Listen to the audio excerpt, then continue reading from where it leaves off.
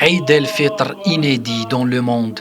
Des millions de fidèles célèbrent ce week-end la fête marquant la fin du mois de Ramadan, synonyme de prière en masse à la mosquée et repas partagés entre familles.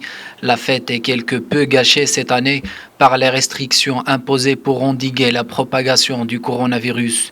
En Irak, les rues étaient désertées, au même titre que les parcs d'attractions habituellement grouillants d'enfants en cette période. Nous avons fermé ces lieux pour protéger la population contre le coronavirus. Même en ce jour de l'Aïd, les gens doivent éviter les rassemblements. J'implore Dieu que cette pandémie disparaisse en Irak et partout dans le monde. Même scène de solitude d'Égypte en Indonésie, en passant par le Maroc, la Tunisie et le Pakistan, pays où les prières collectives restent interdites. L'Arabie saoudite a même instauré un couvre-feu total de 5 jours et la grande mosquée de la Mecque était quasiment vide ce dimanche.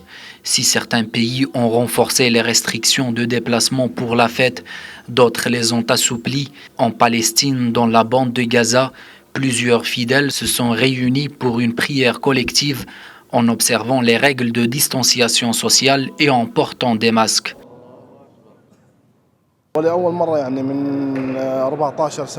C'est la première fois que nous vivons une telle situation pendant la fête avec la distanciation sociale, le port du masque et la désinfection des espaces. C'est un climat un peu difficile car nous prions tout en ayant peur du virus.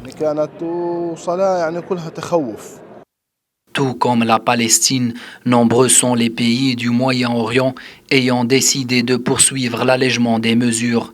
Le dernier en date, l'Iran qui a décidé samedi d'ouvrir les sites religieux et de normaliser l'activité économique malgré les craintes d'une reprise de l'épidémie.